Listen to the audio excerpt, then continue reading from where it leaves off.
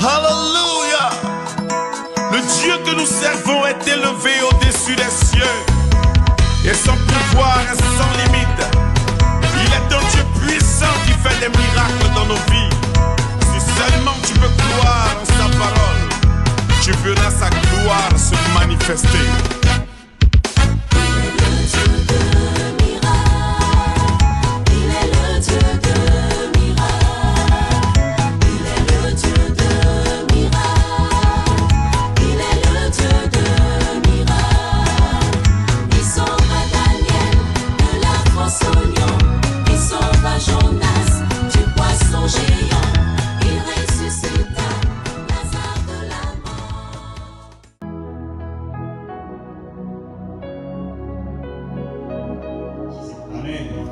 Est-ce que tu t'acclames pour notre Dieu?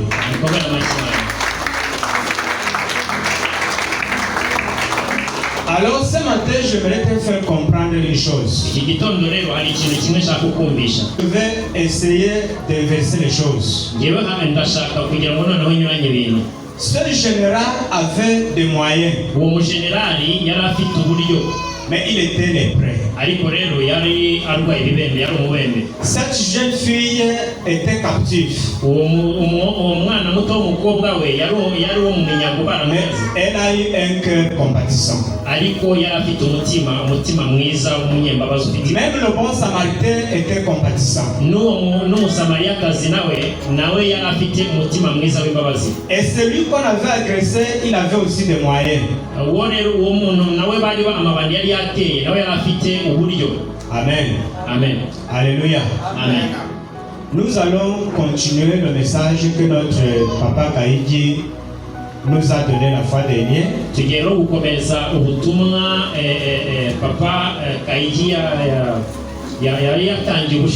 Mais dans notre sens. Amen. Alléluia. Amen. Alléluia. Amen. Alléluia, Simir. Amen. Alléluia, Simir. Amen. Non. Il manque quelque chose. Que le Seigneur nous fortifie.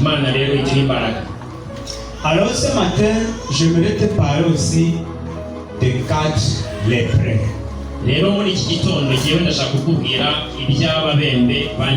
Sauf que ces lépreux n'avaient rien. Par contre, le général qui était lépreux, il était riche. Un homme puissant. Amen. Le général qui était lépreux, malgré qu'il était malade, il était riche. Mais ce matin, j'aimerais te parler maintenant de celui qui n'avait rien. Mais qui a été utile. Et utile pour son proche. C'est notre thème, n'est-ce pas? Amen. Amen. Celui qui était lépreux, qui n'avait rien, mais qui est devenu utile pour son prochain. J'aimerais que tu sois aussi utile pour ton prochain. Amen. Amen. Nous allons rapidement lire dans 2 Rois, le chapitre 6, le verset 26 à 30. 2 Rois, chapitre 6, le verset 26 jusqu'à 30.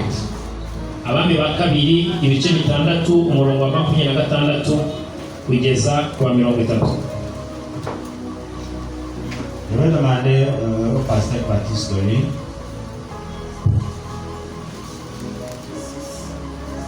Oui, le verset 26 à 30.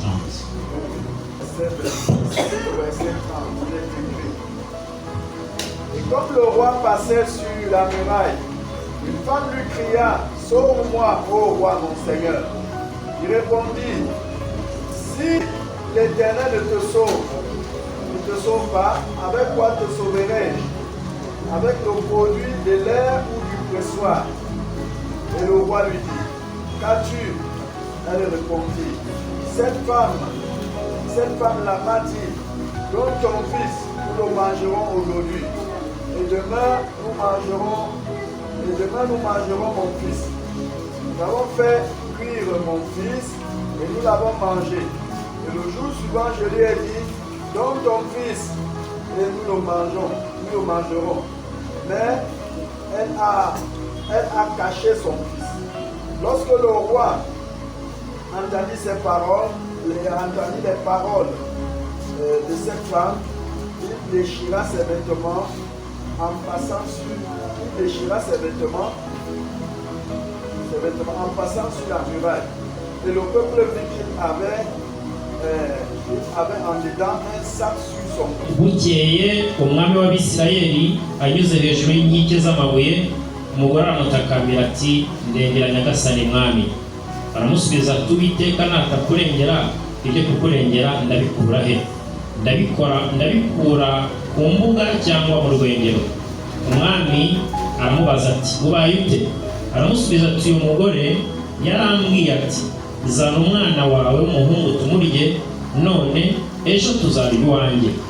Nuko duteka umwana wanjye turamurya. Bukeye bwaho ndamubwira nti, zana umwana wawe tumurye, none yamuhishe. Umwami yumvise amagambo y'uwo mugore, ashishimura imyambaro ye, kandi yagendaga hejuru y'inkike z'amabuye. Abantu bamurebye banyuza mu myambaro icitse, babona yambaye ubusa, ibigunira ku mubiri. Amen. Amen. Alléluia. Amen. La Bible est claire. Bibiliya rero irasobanutse.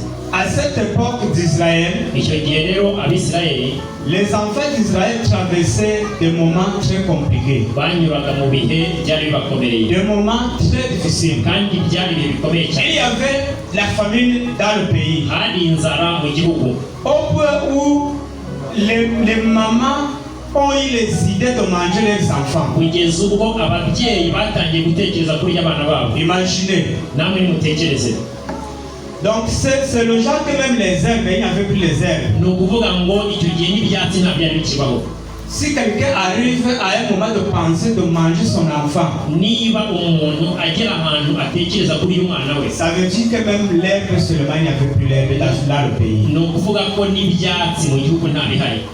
Mais quand cette femme a vu le roi de son pays, Ariko uwo mugore igihe yabonaga umwami we, elle s'est dit que celui-ci, il peut quand même me faire quelque chose. aravuga ati, uyu muntu nibura we hari ikintu ashobora kumarira. Peut-être il peut me secourir, Wenda ashobora kuntabara, il peut me donner quelque chose. wenda ashobora kugira ikinama.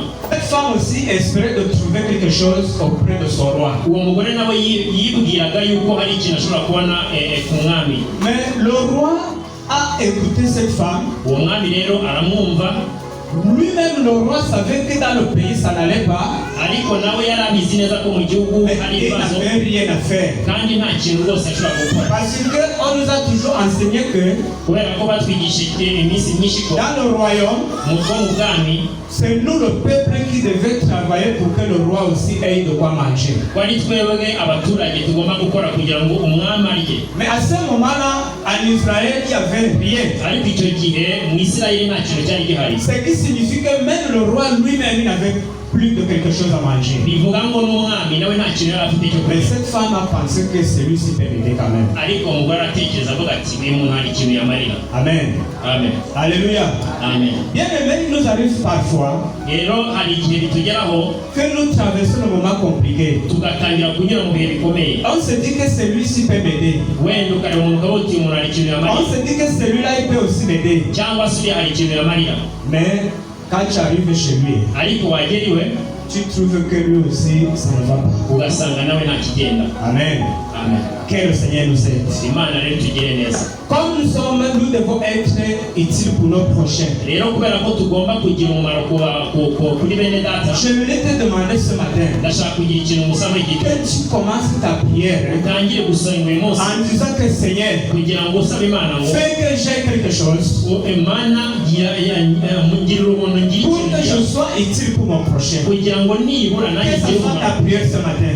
niyo sengesho ryawe kuri muri iki gitondo. Si j'ai besoin de toi, que je me présente devant toi, Niba hari ikintu nkeneye imbere yawe, que tu me secours, bien-aimé. ungirire neza. Amen. Amen. Alléluia. Amen. Un pygmée a eu un enfant. Mu bihe byashize hari umutwe wagize umwana. Nous connaissons tous les pygmées, non? Twese tuzi abatwa. Et son enfant est tombé malade. Uwo mwana rero ararwara. Ils sont partis à l'hôpital. Hanyuma bajya mu bitaro. Dans le public. Bajya mu bitaro. Et arrivé à l'hôpital, Bageze rero mu bitaro, on a commencé à administrer les médicaments à l'enfant. batangira rero gutera umwana imiti. Mais le pygmée n'avait rien sur lui. Ariko rero uwo mutwa nta kintu yari afite mu mufuka. Et pendant que les médicaments travaillent sur l'enfant, Rero igihe rero imiti irimo gukora akazi kayo, l'enfant a eu faim.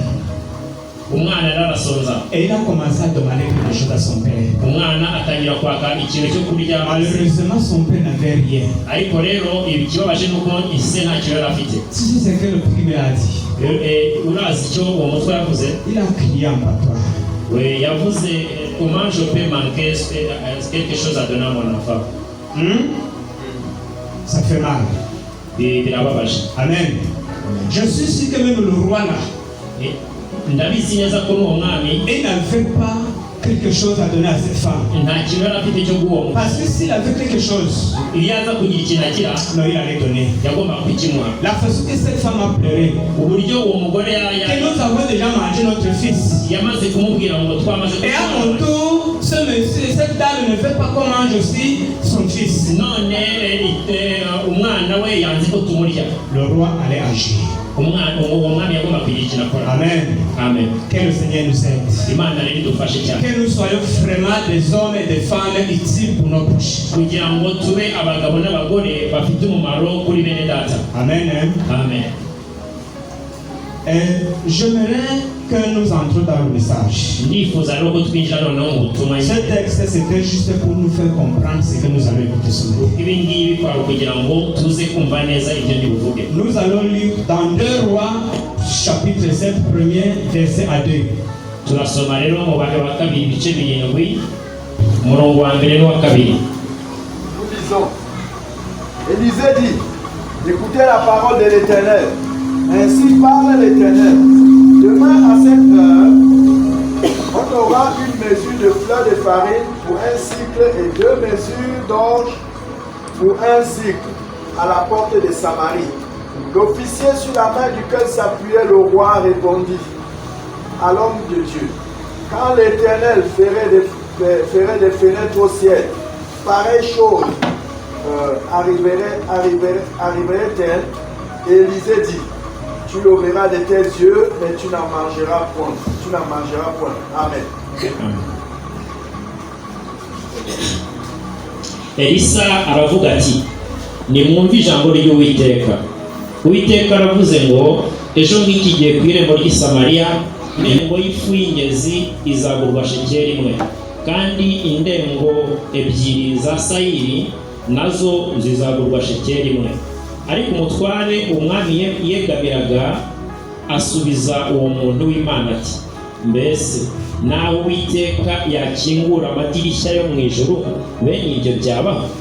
Aramusubiza ati, uzabirebesha amaso ariko ntuzabiryaho. Amen. Amen. Alléluia. Amen. Nous nous souvenons du message de dimanche passé, Turibuka rero ubutumwa bwo ku cyumweru cyashize, là où le prédicateur nous a dit ceci, aho rero umwigisha atubwiye que même si c'est comment, ko nubwo byagenda gute, Dieu laisse toujours une petite porte Imana isiga nibura akaryango gato pour secourir son peuple. kugira ngo ikize Amen. igire neza ubwoko bwayo. Vous vous souvenez de cette parole? Ese muribuka iryo jambo? Que même si tu traverses des moments difficiles, Nubwo waba uri kunyura mu bihe bikomeye gute, tu traverses une maladie, ukaba ufite indwara, tu traverses la pauvreté, ukaba ufite ubukene, tu traverses les problèmes dans la famille, ukaba ufite ibibazo mu muryango, tu ne sais pas quoi faire, ukaba utazi ikintu cyo gukora, mais Dieu laisse toujours une petite porte Imana buri gihe isiga akaryango pour gato faire passer le secours. kugira ngo izakanyure n'igutabara. Amen. Amen. Malgré la famine qui était dans le pays, Nubwo rero icyo gihe hariho inzara nyinshi, malgré que le roi ne pouvait rien faire pour son peuple, nubwo icyo gihe umwami ntacyo yabashaga gukora ubwoko bwe, mais Dieu a pensé à son peuple ariko Imana yatekereje ku et il bwoko a bwayo. visité le prophète Élisée. Kandi irangije isanga umuhanuzi Elisa, Il dit, dis à ton peuple iragenda iramubwira ngo genda uvuge que tel jour, yuko umunsi uyu n'uyu, telle date, ku itariki iyi n'iyi, telle heure, ku isaha iyi n'iyi, vous aurez de quoi manger. muzabona ibyo kurya. Amen. Amen. Alléluia. Amen. Tel jour, Uyu munsi uyu n'uyu, telle date. ku itariki iyi n'iyi. Malheur à ceux qui pensent que la prophétie n'existe pas. Rero abafite ibyago ni abatekereza ko ubwo buhanuzi butazasohora. La prophétie existe Ubuhanuzi rero bubaho, et quand ça vient de Dieu, kandi iyo buvuye ku Mana, Amen, amen, Dieu concrétise. Imana igomba kubusohoza.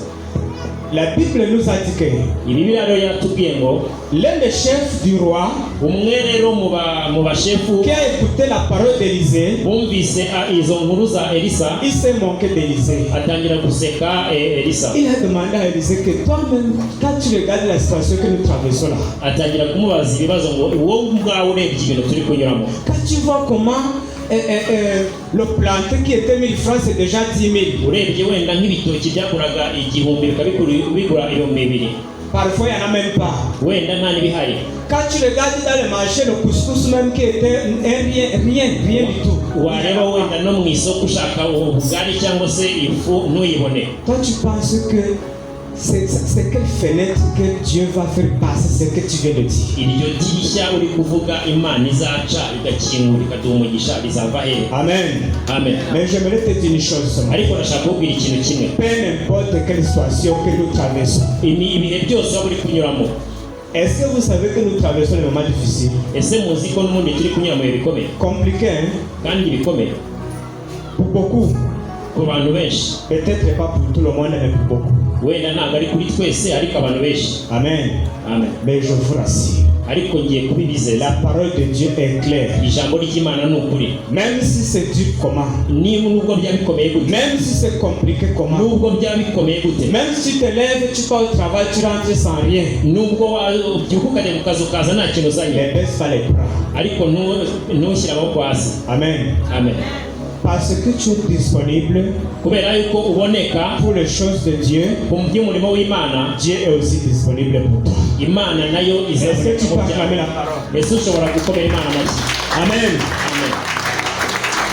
Comme tu es disponible Iyo rero uri mu bintu by'Imana et que tu es utile pour ton prochain, kandi ukaba ugira umumaro mugenzi wawe, Dieu va se manifester pour toi. Imana izigaragaza kuri wowe. Ça c'est sûr. Ibyo ngibyo ni ikindi tubifitiye gihamya. Amen. Amen. Le prophète Élisée a fini de faire son travail. Rero Elisa yarangije gukora umurimo we, Mais celui-ci qui avait un cœur incrédule, umuntu rero wari ufite umutima utizera, il n'avait pas la foi à lui. nta kwizera yari afite, Il ne savait pas que Dieu peut faire quelque chose. ntabwo yibwiraga ko niyemeraga ko Imana ishobora gukora ikintu. Moi, quand je lisais cette parole, Jewe rero ndi gusoma izi nkuru, j'ai compris une chose. numvise ikintu kimwe. Ce monsieur n'avait jamais entendu l'histoire des enfants d'Israël. Uwo muntu wagira ngo ntabwo yigeze yumva amateka Et y'Abisirayeli. je ne sais même pas s'il était lui-même israélite. Ntabwo nzi neza vraiment niba mu by'ukuri yari umwisirayeli. Parce que s'il avait entendu l'histoire d'Israël, Kuko iyo aza kumva amateka ya Isirayeli, il devait connaître et savoir qu'un jour, yagombaga kumenya ko hari umunsi umwe Moïse a frappé le rocher Musa yakubise ku gitare, et l'eau est sortie de là. amazi agasohoka mu gitare. Amen. Amen. Alléluia. Amen. Bien aimé, quand ça te dépasse, Rero iyo bikunaniye, rentre en arrière. ugomba gusubira inyuma gato, Pense à ce que Dieu a fait à l'époque des enfants d'Israël. ukibuka nibura ibintu Imana yakoze mu Misiri. Pense même sur ce que Dieu a fait pour toi. Kwibuka ibyo Imana yakoreye Parce Abisirayeli. que je vais te rappeler que là où tu es aussi, ce n'est pas là où tu étais hier. Kuko n'ubu ndashaka kubwira ko aho uri ntabwo ari wo wari uri ejo. Qui tu es aujourd'hui, ce n'est pas qui tu étais hier. Rero uwo uri uyu munsi ntabwo ari wo wari uri ejo. Je suis quelqu'un qui n'était pas la même hier. Nanjye ntabwo ari uku nguku nari meze ejo. Je suis sûr que Dieu t'a enlevé quelque part. Rero Imana hari ahantu yagukuye. Et si tu saisis cette parole ce matin, niba rero wakiriye iryo jambo, à chaque fois que tu traverses les moments difficiles, igihe cyose uzaba uri kunyura mu bihe bikomeye, sachez que Dieu est là pour toi. ugomba kumenya ko Imana iri Elle mu va te mpande secourir. kandi Imana izagukiza. Amen. Amen. Et crois aussi aux paroles qui sont dans les bouches de serviteurs de Dieu. kandi ugomba kwizera amagambo yose ava mu bakozi b'Imana. Alléluia. Amen. Le jour où ça n'allait pas, les enfants d'Israël dans le désert, rero igihe bitagendaga neza abisirayeli bari mu butayu, Moïse a dit à ses enfants que patientez. Musa yabwiraga abisirayeli ati nimwe mutegereje gato, Je vais vous donner de l'eau. ngiye kubaha amazi. Il n'a même pas dit que Dieu va vous donner de l'eau. nta nubwo yigeze avuga ngo Imana igiye kubaha amazi. Je vais vous donner de l'eau. Ndabaha amazi. Amen. Amen. Et ils ont eu de l'eau à boire. kandi ayo mazi barayabonye. Amen. Amen. Et le Dieu qui a fait ces choses-là, Imana rero yakoze ibyo bintu, il est le même hier, ntabwo iracyari yayindi, il est le même aujourd'hui, ejo n'uyu munsi et il peut le faire demain. kandi n'ejo izakomeza ibikora. Amen. Amen. Est-ce que tu peux acclamer pour Dieu? ushobora gukorana amashyi Imana.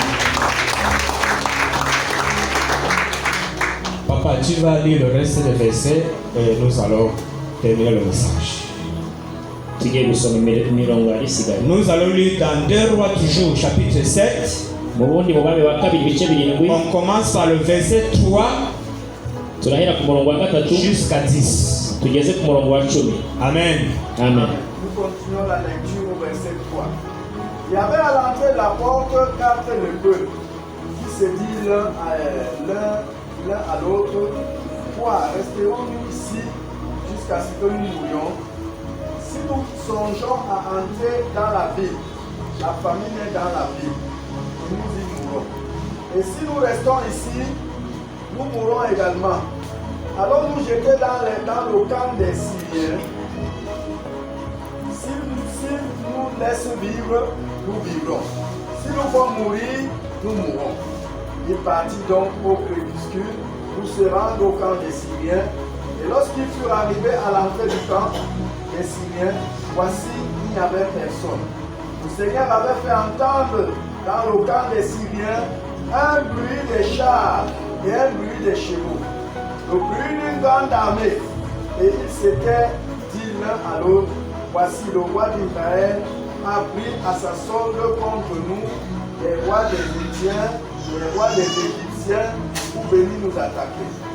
Et ils s'élevèrent et prirent la fuite au crépuscule, abandonnant leurs tentes, leurs chevaux et leurs ânes. Le camp tel qu'il était, et ils s'enfuirent pour sauver leur vie. Les lépreux étant arrivés à l'entrée du camp, pénétrèrent dans une tente, mangèrent et burent, et ils emportèrent de l'argent, de l'or et des vêtements qu'ils allèrent cacher. Ils revinrent, pénétrèrent dans une autre tente et en emportèrent des objets qu'ils allèrent cacher. Puis se dirent l'un à l'autre: nous n'agissons pas bien. Cette journée est une journée de bonnes nouvelles. Si nous gardons le silence et si nous attendons jusqu'à la lumière du matin, le châtiment nous atteindra. Venez maintenant et allons informer la maison du roi. Ils partirent et ils appelèrent les gardes de la porte de la ville, auxquels ils firent ce rapport. Nous sommes entrés dans le camp des Syriens et voici, il n'y a personne. On n'y entend aucune voix d'homme, et il n'y a que des chevaux attachés et des ânes attachés et les tentes comme elles étaient. Amen. Amen. Alléluia. Amen. Alléluia. Amen. Alléluia. Amen. Qu'est-ce que la Bible vient de nous dire? rero Bibiliya imaze kutubwira iki?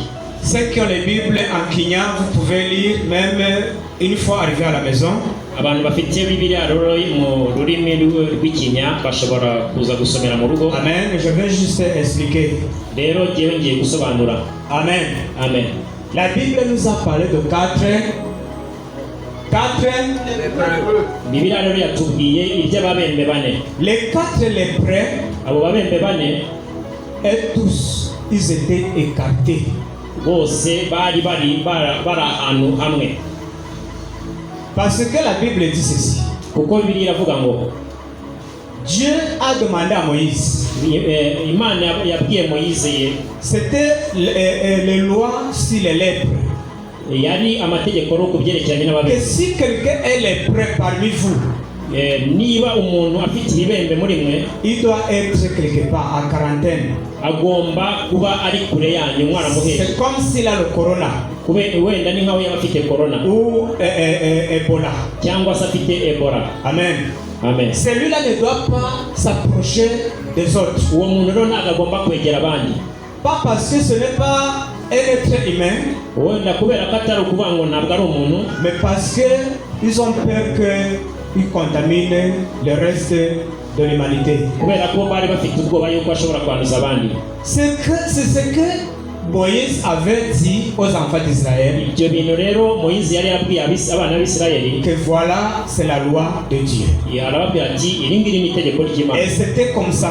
kandi kuko nyine byari uko. Et même jusqu'à présent, Rero kugeza na n'ubu, depuis que je suis né, je suis venu voir les lépreux quelque part ici à la frontière du Cameroun-Congo. kuva rero navuka nanjye nigeze kuza kureba ababembe hariya hagati y'umupaka wa Cameroun na Congo. C'est les gens vraiment qui font pitié. Ni abantu bateye impuhwe. Amen. Amen. Et c'est les gens qui ne font rien. Kandi ni abantu batagira ikintu na kimwe bakora, Puisqu'ils ne peuvent rien faire. kubera ko nta kintu bashoboye gukora. Ils ne sont pas comme toi et moi. Ntabwo rero bameze nkawe cyangwa nkanjye. Parfois, ils n'ont pas de doigts. Wenda hari igihe baba badafite n'intoki, Les orteils sont coupés.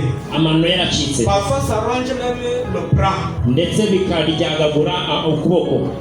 C'est vraiment une maladie terrible. Ni indwara iteye ubwoba. Amen. Amen. Mais j'aimerais te dire une chose ce matin. Ariko hari ikintu kimwe nshaka kubwira muri iki gitondo. Celui qui a été écarté en dehors des autres, Uwo muntu bari barajyanye kure y'abandi baramuheje, c'est celui-là qui est devenu le porteur d'une bonne message pour les autres. uwo nguwo niwe wagiye azana inkuru nziza. Amen. Amen. Il a été utile Kandi pour les autres. yagize umumaro ku bandi. Pendant que les hommes normaux, Icyo gihe abandi bari bari kumuseka, non, les hommes normaux, mu gihe abantu bazima ils avaient peur d'être exposés. bari bafite ubwoba bwo kuba bakwigaragaza, Ils s'étaient cachés. bari bihishe. Les lépreux ont pris la décision. Ariko ababembe bafata umwanzuro. Et je pense que pour eux, ils croyaient que c'est pour eux-mêmes. Ariko genda tekereza ko wenda bo bari bagiye bishakira ibyabo gusa. Amen. Amen. C'est-à-dire que en Israël, à cette époque-là, Ni ukuvuga ngo muri Isirayeli muri icyo gihe, le problème n'était pas seulement la famille. icyo gihe ikibazo ntabwo cyari inzara gusa, Il y avait même la guerre. hari n'intambara. Et nous savons que qui dit la guerre dit la famille. Kandi turabizi neza ko iyo umuntu avuze intambara avuze n'inzara, Et qui dit la famille dit la guerre. kandi uvuze inzara n'intambara Parce ibize. que quand ça ne va pas, Kubera ko igihe nyine bitagenda neza, même les frères entre eux n'abavandimwe s'entretuent batangira kwicana pour imana manger, kugira ngo barye, pour sauver les peaux. kugira ngo nibura babeho. Amen. Amen. Alléluia. Amen. Mais entre-temps, c'était aussi l'accomplissement de la prophétie que le prophète Élisée avait profité. Ariko hagati aho ngaho hari ubuhanuzi Elisa yari yavuze bwagomba gusozwa, Parce que c'est Dieu qui avait parlé.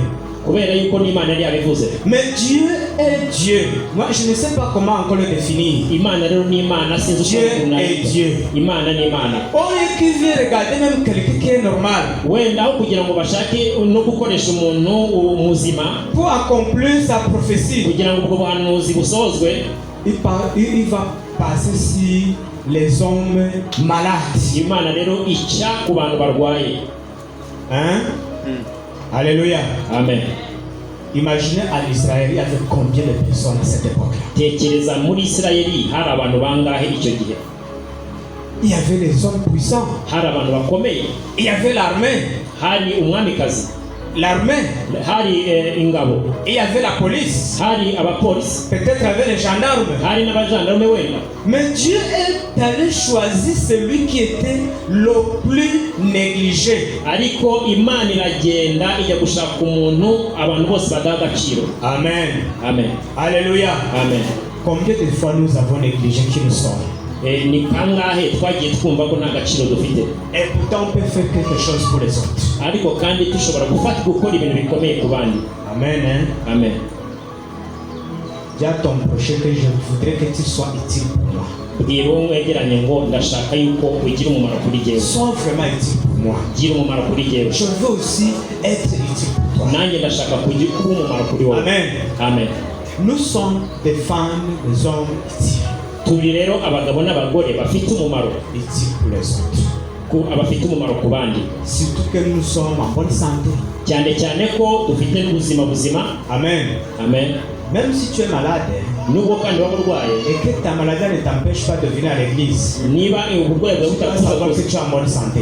niba uburwayi bwawe butakubuza Parce que s'il faut dépister tout le monde qui est ici, cyangwa se niba ari ngombwa yuko dusuzuma umuntu wese uri hano, et s'il faut qu'on nous mette dans la quarantaine, cyangwa se bikaba ari ngombwa ko badushyira mu personne ne va manquer quelque chose sur lui. nta muntu n'umwe uzabura ikintu arwaye. Amen. Amen. Mais nous sommes en bonne santé. ariko rero turi mu buzima bwiza, Ce qui fait que nous, on peut faire mieux que les lépreux. twebwe rero dushobora gukora ibintu byiza biruta iby'ababembe. Amen. Amen. Alléluia. Amen. Les lépreux ont eu faim. ababembe rero barashonje. Comme peut-être ce que j'ai vu là où je vous ai dit là.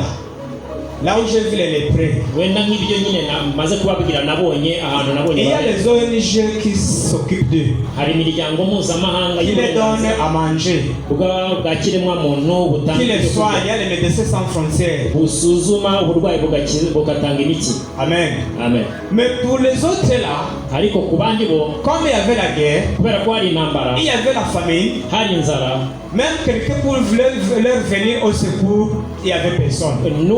n'umuntu nibura wo kuza kubatabara ntagomba kuboneka. Tout le monde avait fui. buri wese yari yarahunze. Amen. Amen. Vous vous souvenez récemment, ils arrivent. Ils arrivent. rero baraje. Ils arrivent. baraje. Amen. Vous étiez où? À Yaoundé? Au village? mwebwe mwari hehe icyo gihe? mwari muri Yaoundé cyangwa mwari muri village? Amen. Ils arrivent. On fuyait sans voir même les gens que on parle. twarirukankaga rero tugahunga tutabonye n'abantu On nous voyait abantu bari rien. kuvuga. Dans notre carrefour à escalier, rero muri Carrefour hariya awaye j'étais dans mon travail. nari ndi mu kazi kanjye. J'ai seulement vu comment et les motos, et les voitures, et les piétons, tout le monde prenait seulement la fuite. nabonye ukuntu abamotari n'abafite amamodoka n'abagendesha amaguru Je suis sorti de là. yahungaga, nanjye ndasohoka njya hanze.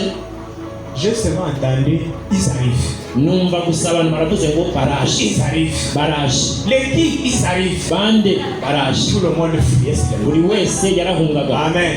Amen. Donc vous comprenez qu'à cette époque-là, murumva rero ko muri icyo gihe là-bas cy'abisirayeli c'était plus difficile byari bikomeye cyane, parce que c'était la guerre. kubera ko hari intambara. Il y avait la guerre. hari intambara.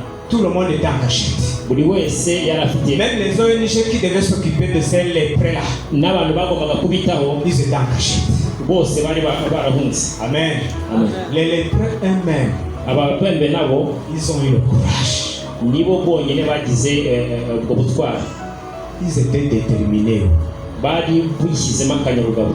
Ils ont dit ce que nous avons lu tout à l'heure. izo bashaka gukora rero ibyo twasabye. Mes frères, mes bien-aimés, rero bavandimwe bakundwa, pasteur, bapaseri, ce qui se passe maintenant là, rero ikiri kuba muri aka kanya, nous n'avons pas à manger, ni à boire. nta kintu dufite cyo kurya, nta kintu dufite cyo kunywa. Ça veut dire que si nous restons ici, ni ukuvuga ngo nituguma hano nous allons mourir. turapfa. Amen. Amen. Si nous restons dans cette ville, nidusigara muri uyu murwa, là où il n'y a même pas des herbes, ahantu hatari n'ibyatsi, je vais vous dire une chose. ndababwira ikintu kimwe. Alléluia. Amen. Moi, je vais manger les herbes. njyewe ndashaka kubabwira ko nari ibyatsi. Les herbes que les chèvres la poutent. ibyatsi byo ihene zirya. Oui. Ici, le langage camerounais chop, je chop. rero niba mu rurimi rwanga bavuga ngo chop, nanjye Chop les herbes. na chop les herbes, Comme la chèvre. nk'ihene. Amen. amen. Alléluia. J'aime toujours vous dire que Nkunda buri gihe kubabwira si je n'ai rien à vous donner, niba nta kintu ufite cyo kubaha qu'est-ce que je peux vous donner alors? ndabaha icyemezo. Ça, c'est un témoignage que je vous donne. ubwo ngubwo ni ubuhamya C'est ndetse pour que demain, si tu arrives quelque part, ni ukugira ngo nawe ejo sache que Dieu peut faire quelque chose. nugera ahantu ugera hakomeye umenye ko Imana ishobora gukora ikintu. J'ai coupé les herbes naciye et le bouton. abe n'icyuma Tu n'avais pas le sel. nta munyu nari mfite. J'ai pris un petit marmite. mfata J'ai agakono allumé le feu. hanyuma nca J'ai préparé les herbes. ndateka J'ai mangé les herbes. ndabirya ibyatsi. Si je n'avais pas mangé les herbes là, iyo ntaza kurya ibyo byatsi je n'avais pas traversé cette nuit. ntabwo Ça, c'est la vérité que je kubaho. pense. ubwo ngubwo ni ukuri rwose. J'étais dans un endroit où il n'y avait rien. nari ahantu nta kintu kindi cyari gihari. Les gens savent que quelque part, abantu rero bazi ko les gens ont mangé les racines des arbres. hari ahantu abantu bariye imizi y'ibiti. C'est faux? ni ukubeshya. Les gens ont mangé les racines. abantu bariye imizi y'ibiti. Pas des tubercules hein, comme manioc ou bien planté ou bien je ne sais pas. ntabwo ari ibinyabijumba wenda nk'ibiyumbati cyangwa ibijumba. ni imizi Il y'ibiti. n'y a pas l'eau, il faut couper. Tu creuses l'arbre pour que l'eau, un petit liquide sorte dedans. nta n'amazi ahari ahubwo ari ugutema igiti kugira ngo ukuremo amazi. Juste pour rafraîchir le cœur. kugira ngo urebe ko umutima wawe wagira Amen. watisanye. Si toi tu as oublié, niba d'où Dieu t'a tiré, ahantu Imana yagukuye aujourd'hui, uyu munsi tu demandes pardon. ugomba gusaba imbabazi. Amen. Hein? Amen.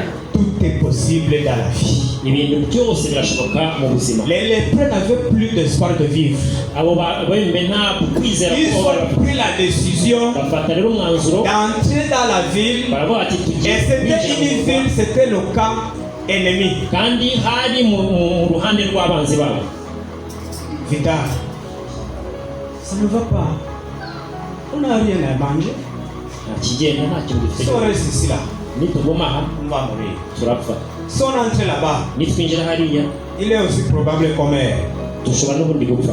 Mais que faire? ariko se dukora iki? Entrons quand même. tugende. Ce qui est sûr, là-bas, on peut trouver quelque chose. icyo nzi neza ni uko hari ikintu dushobora kubona. Amen. amen. Alléluia. amen. Dans la vie, il faut souvent avoir la détermination en toi. mu buzima ugomba kumenya gufata umwanzuro ukomeye muri wowe. amen. Il faut être déterminé. ugomba kuba ufite umwanzuro ukomeye. Les gens ici là, aba bantu ils savaient que c'est pour eux bari bazi yuko qu'ils ari sont en ibyaha. train de faire tout ce qu'ils faisaient là. bari bazi yuko ari ibintu Sans byabo. savoir que c'était une façon d'accomplir la prophétie ariko ntabwo bari bazi ko ari et uburyo bwo une gusohoza façon ubuhanuzi. d'être ou de devenir utile pour les autres. kandi bari bazi ko ari ukugira ngo bagire umumaro ku bandi bantu. Amen. amen. Ils sont entrés. hanyuma barinjira. La Bible a été claire. bibiliya rero yabisobanura Quand ils sont arrivés, bahageze ils ont trouvé qu'il n'y avait personne dans le basanga nta muntu n'umwe uhari. La Bible dit que Dieu avait fait que bibiliya iratubwira ngo Imana les Syriens entendent des bruits de chars, yari yumvishije abasiriya urusaku rw'amashari des hélicoptères, n'indege des armes lourdes, n'ibibunda binini alors qu'il n'y avait rien. kandi nta kintu cyari gihari. Amen.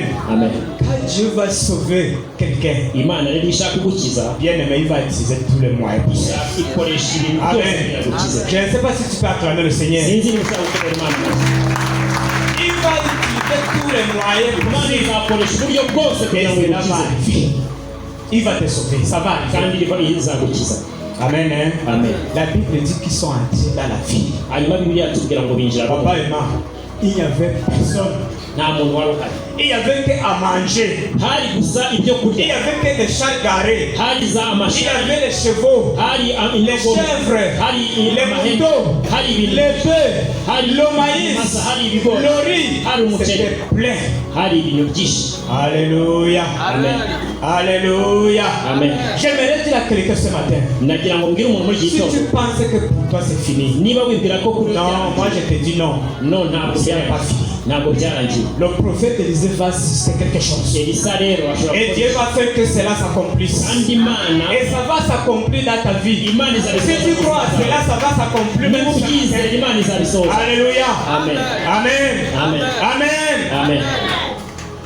Dieu est grand. Imana irakomeye n'inkuru. Le cas de Syrie était vide. Rero uruhande rw'abanyasiriya Avec personne. nta muntu wari urimo. Et les 4 lépreux sont entrés. Hanyuma ababembe bane barahinjira Ils ont trouvé tout. basanga ibintu Ce qui est s'il y avait même les nourritures petites. icyo tuzi neza ni uko n'ibiryo bigiye byari bihari. Oui, ce qui est sûr. byari bihari Parce que là, il y a le camp militaire. kubera ko ahantu hari ikigo cya gisirikare Il y a toujours la cuisine. hari n'ubundi igikoni. Et quand ils fuient, iyo rero bahunze ils abandonnent tout. barabireka byose bakabisa inyuma. Amen. Amen. C'est l'ennemi qui arrive et commence à manger. rero umuntu uhageze niwe utangira kurya. Quand ils sont arrivés, rero bahageze ils ont trouvé les choses prêtes. basanga rero ibintu byose. Quelqu'un nous a dit l'autre jour hari umuntu watubwiye umunsi umwe que quand je traversais la RDC, ngo igihe yari arimo ari kunyura yambukiranya RDC il y avait à manger partout. hari ibintu byinshi byo kurya. Je mangeais comme si j'avais cultivé. naryaga nk'umuntu wahinze. Amen. Amen. Alléluia. Amen. Que le Seigneur nous donne à manger suffisant. Imana rero igira ibyo kurya bihari. Amen. Amen. C'est possible. kandi birashoboka. Il peut le faire. Imana ishobora kubikora. Les 4 lépreux sont arrivés. rero ababembe bane barahagera Ils ont trouvé à manger. basanga n'ibyo kurya. Ils ont d'abord commencé à manger. batangira no kurya. Ils ont mangé, ils ont mangé, ils ont mangé. bararya. Mais j'ai aimé l'acte de ces 4 lépreux. hanyuma rero hari igikorwa nakunze cy'abo babembe bane. Et c'est de là que je vais arrêter le message. kandi icyo gikorwa nicyo ngiye guhagararaho ubutumwa ndi Cet kuvuga. acte, l'acte qu'ils ont posé, icyo gikorwa rero bakoze c'est ce que nous aussi nous devons poser, bien-aimés. ibyo ngibyo rero nicyo natwe tugomba gukora. C'est ça. Amen. Amen. Ils se sont dit que mais nous sommes ici. Il y a à manger, baratangiye baribaza ngo il y a tout. turi hano hari ibyo kurya hari ibintu Alors byose. que nos frères, kandi bene data ils ont oublié que les gens qu'ils appellent les frères et sœurs là, bibagirwa yuko abantu on les avait mis à l'écart abavandimwe babo parce que ils étaient malades. bari barabashyize mu muhezo kubera ko bari Alléluia. barwaye. La Bible n'a pas souligné qu'ils ont pensé pour leurs frères les prêts. rero bibiliya ntabwo ivuga yuko batekereje kuri bene wabo barwaye ibibembe nkabo, Mais ils ont dit que hey, ici là, ahubwo baravuze ce bati que nous avons trouvé là, ibi bintu dusanze on hano peut partager avec nos frères et sœurs. dushobora kujya kubisangira na bene data. Amen. Amen. Alléluia. Amen. Et ils ont pris la décision. hanyuma rero bafata umwanzuro Une très bonne décision. kandi umwanzuro mwiza. Entrons dans la ville. dusubire mu mujyi Allons apporter la bonne nouvelle. tujye kuvuga inkuru nziza, Ce que nous avons trouvé ici. ibintu twasanze hano. Amen. Amen. Alléluia. Amen. Combien de fois tu as été porteur de la bonne nouvelle? ni kangahe wigeze ushyira abantu inkuru nziza? Laissons même le spirituel, tureke wenda n'ibyo mu le buryo physique. tujye mu buryo bufatika. Combien de fois tu es arrivé quelque part? Combien de fois tu es arrivé quelque part? kangahe wageze ahantu Tu as trouvé la fiche ugasanga de recrutement. wenda hari nk'abantu bagomba kurukirita, Tu sais que dans la famille, il y a des jeunes et des filles ukaba uzi yuko hari umuryango ufite compétents qui peuvent quand même faire quelque chose. ufite ubwo bushobozi bashobora kwinjira aho hantu. Et tu as pris ton téléphone, tu les as appelés. wenda ufata telefone yawe urahamagara. Combien de fois tu as fait ça? kangahe wabikoze? Amen. Tout à l'heure, nous avons reçu un invité ici. mu kanya kashize hari umushyitsi twakiriye Et il nous a dit que c'est le frère Martin qui m'a invité. kandi yatubwiye ngo ni mwene data Marite wamuraritse. Ce qui veut dire que Martin a été le bon porteur de la bonne nouvelle pour le frère. bivuga ngo Marite yamuhaye inkuru nziza, yamushyira inkuru nziza uwo muntu waje hano mu gitondo. Amen. Amen. Combien de fois tu es arrivé quelque part ni ryari wageze ahantu pendant que le maillot manque à Yaoundé? wenda mu gihe mayoro ziri kubura, Tu as trouvé qu'on décharge le maillot. hanyuma ugasanga bari gupakura mayoro, Tu as appelé ton voisin. hanyuma ugahamagara umuturanyi wawe. Je ne veux pas dire celui que comme toi tu as un escalier, tu appelles celui qui est en Conda, j'appelle Thomas. Non. ntabwo nshaka ko wenda umubwira ko umubwira ngo wahamagaye wenda uri kure. J'appelle maman Myriam. nibura uhamagara ukwegereye. Dis, est-ce que tu sais qu'il y a le maillot chez Dada? Se ushobora kumenya wamenye yuko hari mayero kwa Dada. Combien de fois tu as fait cela? Kabiri kangahe ubikoze? Amen. Amen. Alors que tu sais que quand je fais ça, je serai utile pour mon prochain. kubera ko nawe ubizi yuko ibyo bintu uramutse ubikoze waba ugize umumaro kuri mwene so. Il va manger, il va nourrir ses enfants, en même temps moi aussi je vais manger. azarya agaburira abana be kandi nanjye nzarya. Amen. Amen. Mais peut-être tu as dit que bon, comme dans le carrefour à Wescalier, il n'y a pas de maillot. ariko wowe mu mutima wawe wenda waribwiye uti ubwo hariya muri Carrefour wa Esikariye nta mayero zihari. Si je n'ai pas l'argent même pour acheter, je peux même prendre le crédit. niba nubwo nta n'amafaranga afite ashobora gufata umwenda. Je préfère prendre 50 cartons. buri wenda uhisemo no gufata amakarito 50. Tu viens stocker en cachette, tu fais tout et tout qu'on ne voit pas au quartier que tu as déchargé. uraje uzishyize muri magasin. Parce que quelqu'un va venir te demander un cadeau. wihishwa kugira ngo atagira umuntu ukubona. Tu fais tout et tout, tu caches. hanyuma ukaza ugahita ubihisha Pour que tu vas sain. kugira ngo ubigurishe. Combien de fois tu as été utile? none se ni ryari wabaye uw'umumaro kuri mugenzi wawe? Amen. Amen. Alléluia. Amen. Que Dieu nous aide. Imana rero idufashe. Mais les 4 lépreux, ariko wabembe bane comme cette jeune fille, nk'uriya mukobwa mutoya, comme le Samaritain, nk'uriya musamariyakazi, et ils étaient utiles. bo bagize umumaro, babaye umumaro. La jeune fille pouvait dire que moi, avec tout ce que vous m'avez fait endurer, wenda umukobwa ashoboraga kwibwira ati n'ibintu byose mwankoreye, si tu veux tu meurs. nushaka upfe. Mais elle a dit non. Je peux quand même sauver mon maître. aravuga ngo hoya ngiye gukiza databuja. Amen. Hein? Amen. Combien de fois nous avons été utiles pour nos frères? kangahe wabaye uw'umumaro kuri mwene so? Amen. Amen. Alléluia. Amen. C'est entré. Tu as saisi quelque chose? hari ikintu wafashe?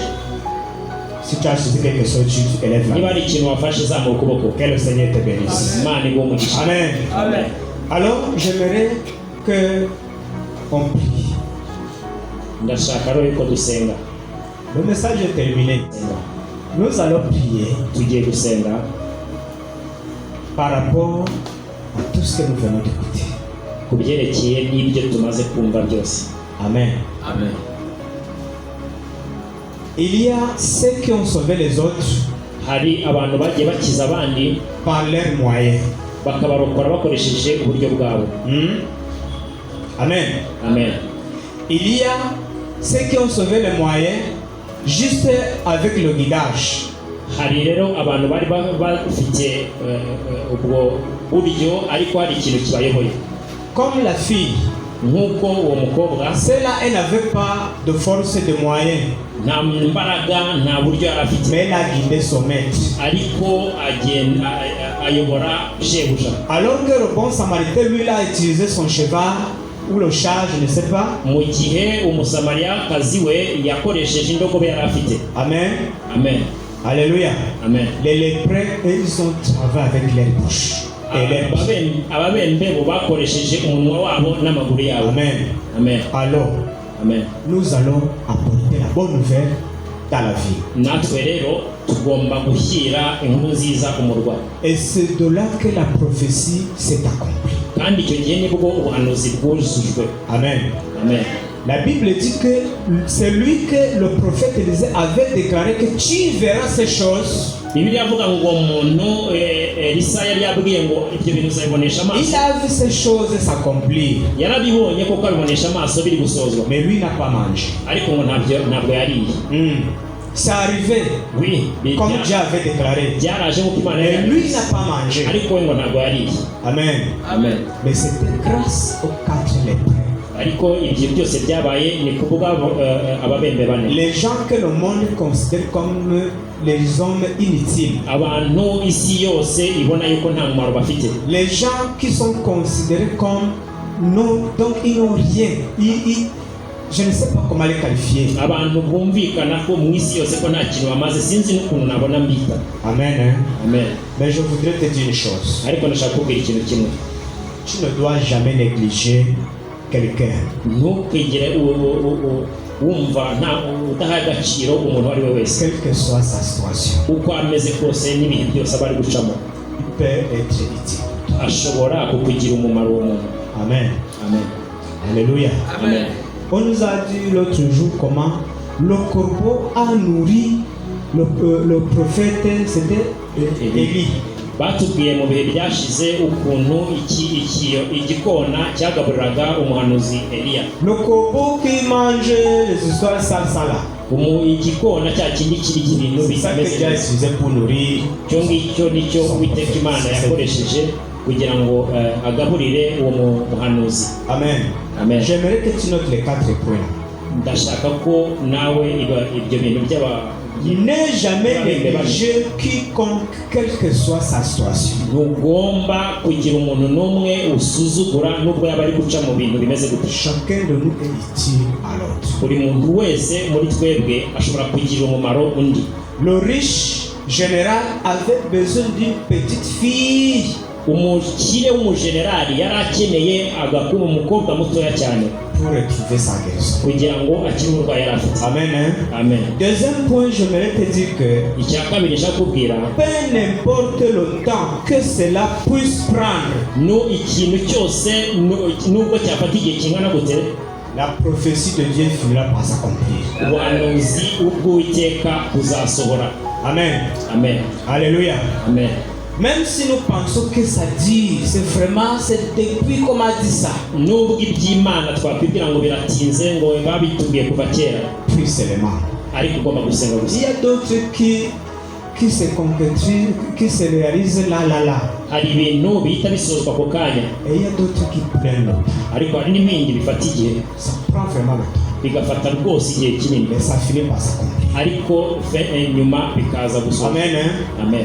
Troisième point, j'aimerais que tu écris ceci. icya gatatu nshaka kwandika, Même si tu es négligé de la société, nubwo sosiyete yaba igusuzugura cyangwa se imiryango famiye abantu bose bakagusuzugura, tu peux accomplir la prophétie de Dieu. ushobora gusohoza ibyavuzwe n'Imana. Amen. Amen. Dieu va aller parler à quelqu'un quelque part. Imana izagenda ibwira umuntu ahantu, Et c'est de toi que ça va s'accomplir. kandi ni kuri wowe bizasohorezwa. Amen. Amen. Donc tu ne dois pas te négliger. ntabwo rero ugomba kwisuzugura. Tu es vraiment utile. uri umumaro, Tu es vraiment important. uri umuntu w'agaciro. Amen. Hein? Amen. Et le quatrième point, j'aimerais que tu notes ceci. icya kane nshaka ko wandika ni iki. Pensons toujours à mettre en disposition ce que Dieu a placé entre nos mains pour les autres. tugomba kumenya gufata ibintu Imana yashyize mu ntoki zacu kugira ngo tubikoreshe. Amen. Amen. Parce que les 4 lépreux, kubera yuko ababembe bane ils sont tombés dans la nourriture. bageze gutya bibona mu biryo, Et ils ont pensé qu'on peut quand même les partager avec les autres. hanyuma bahita batekereza bati dushobora kandi kubigabana n'abandi, Et ça tukabisangira va n'abandi, sauver les autres. tukajya kubakiza tukabarokora. Amen. Amen. J'aimerais qu'on précise ces 4 points. ndashaka ko dusengera ubwo buryo bune. Amen. Hein? Amen. Alléluia. Amen. Je vais demander au pasteur Jean-Pierre, il va nous conduire à la prière. Que le Seigneur vous bénisse. Amen. Acclamez la parole. J'aimerais que tu te lèves, nous allons prier. none ndashaka yuko wabwongeye gusenga. On a dit, peut-être tu penses que tu n'as rien, bavuze ngo wenda uribwira ko ntacyo ufite, mais tu peux enseigner. ariko ushobora nibura gutanga amakuru. Alléluia. Amen. Et ça, c'est le plus important. kandi icyo kintu ni ikintu gikomeye. Chacun est important. buri wese afite agaciro, Chacun peut être utile pour l'autre. buri wese ashobora kugira umumaro mugenzi we. Vous savez pourquoi nous ne sommes pas utiles envers les autres? ese muzi impamvu tutagira umumaro bagenzi bacu? C'est parce que nous n'avons pas encore compris que nous sommes des frères et sœurs. ni ukubera ko tutigeze twumva neza ko turi abavandimwe. Nous n'avons pas bien compris que nous sommes des frères et sœurs. ntabwo twumvise neza ko turi abavandimwe bashiki bacu. Quand tu sais que quelqu'un est ton frère, iyo uzi yuko uwo muntu ari umuvandimwe wawe, ta sœur, ari mushiki wawe, et tu racontes quelque chose qui va lui être utile. ugomba rero kugira umumaro kuri we. Donc quand tu racontes maintenant quelque chose, tu sais que mon frère en a besoin. igihe uri kuvuga ikintu wumva ko kigomba kumugira umumaro, tu vas faire ça facilement. uzabikora rwose mu buryo bworoshye. Alléluia. Amen. Gloire à Dieu. Amen. Nous allons donc prier Tugiye no gusenga en disant Seigneur, rends-nous capables. tubwira Imana ngo idushoboze, Rends-nous capables. idushoboze. Parce que nous, avec notre orgueil, kubera ko twebwe n'ubwibone bwacu, avec notre limite, on ne peut pas bien faire les choses. twebwe ntabwo twagira ibintu byiza dukora, Mais rends-nous capables. ariko Imana itugire iduhe ubushobozi. Et si tu as manqué quelque part, Niba rero hari ikintu wabuze, demande au Seigneur de te pardonner. kugira ngo ugomba gusaba Imana imbabazi. Nous prions ensemble. Tugiye no gusenga. Prions bien. Prions. Prions. Seigneur notre Dieu, merci pour la parole que tu nous as faite. L'histoire de ces épreuves, personnes marginalisées, rejetées, que les gens trouvaient inutiles. Peut-être qu'eux aussi se trouvaient inutiles à force d'écouter. Mais Seigneur, oh Père éternel, cet événement, les anges donnaient encore de la valeur. Les gens qui ne pouvaient pas les toucher, les ont touchés. Les gens qui ne pouvaient pas leur adresser la parole, ils ont adressé la parole. Les gens qui ne pouvaient pas leur parler, oh Papa, oh Papa, merci Seigneur. Maintenant, Père éternel, nous prions pour tes enfants qui se sont sentis interpellés. Nous savons que certains hésitent parce qu'ils se disent qu'est-ce que les autres vont penser. D'autres ont peur. D'autres se disent que moi, je ne peux rien. Mais ta parole vient de nous montrer que quelle que soit la situation, quel que soit le degré, quel que soit le stade où tu es, tu peux toujours faire quelque chose. Ouvre-nous les yeux et rends-nous capables, Seigneur. Je te présente à chacun qui s'est senti interpellé par cette parole. Ô Éternel, celui qui a été jugé par cette parole, pardonne au nom de Jésus. Et celui qui est encouragé par cette parole, rends-le capable de pouvoir, Seigneur, se rendre utile. Nous avons besoin de nous souder, nous avons besoin de nous appuyer, nous avons besoin, Seigneur, de nous rendre service les uns les autres. C'est aussi cela la fraternité, c'est aussi cela l'amour du prochain. Donne-nous de comprendre ces choses et donne-nous, Seigneur Dieu Tout-Puissant, de nous rendre disponibles. Merci pour ton amour que tu nous communiques au travers de toutes ces paroles et ces exhortations que tu nous as données. Seigneur, toi tu as libéré ta parole. Les prophéties sont suspendues, mais tu cherches des gens pour les accomplir. Et parfois nous pensons que ce n'est pas nous, que c'est plutôt l'autre. Mais ta parole vient de nous ouvrir les yeux. Désormais, Seigneur, aide-nous à prendre le risque qu'il faut pour aider les autres.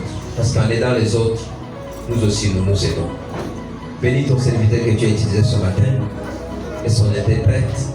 Et bénis chaque oreille qui a écouté cette parole et qui l'a pris avec considération.